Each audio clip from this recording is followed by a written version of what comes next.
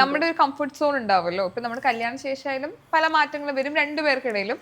ഇപ്പൊ ഹാപ്പിയാണോ ശരിക്കും? ഈ മാറ്റം എങ്ങനെയാ കാണുന്നത് ശരിക്കും? സത്യമായിട്ടും എനിക്ക് എല്ലാവരോടും പറയാനുള്ളത് അതാണ്.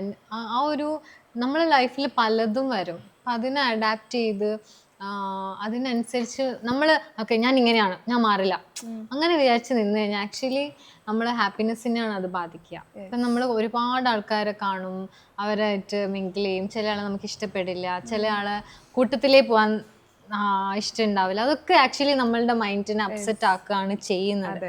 അതിന് നമ്മൾ ഓക്കെ ലെറ്റ് ഇറ്റ് ഗോ എന്ന് ആക്ച്വലി അത് ടൈം എടുക്കും കേട്ടോ.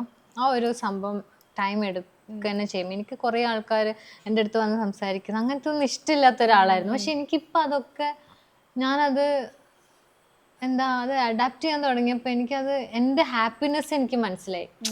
എനിക്ക് ആ ഒരു ഫുൾ ടൈം ഹാപ്പി ആയിട്ട് എങ്ങനെയാണ് മിത്തായിട്ട് ഇരിക്കുന്നത്. പണ്ടൊക്കെ ഞാൻ വിചാരിക്കും ഇയാൾ എങ്ങനെ ഇത്ര കൂളായിട്ട് ഇരിക്കുന്നത്, ഈ നെഗറ്റീവ് കമന്റ് ഒക്കെ എങ്ങനെയാണ് ഇങ്ങനെ ആവുന്നത്. അല്ലെങ്കിൽ ആര് വന്നാലും അവരുടെ അടുത്ത് ചിരിച്ച് നമ്മളുടെ ഹാപ്പിനെസ് അവർക്കും കൂടെ കൊടുക്കാൻ ശ്രമിക്കുക. അപ്പം നമ്മൾ പോസിറ്റീവായിട്ടിരിക്കും. എത്രത്തോളം പോസിറ്റീവായിട്ട് നമ്മൾ ഇരിക്കുന്നോ അത്രയും പോസിറ്റിവിറ്റി നമ്മൾ അട്രാക്റ്റ് ചെയ്യുള്ളൂ.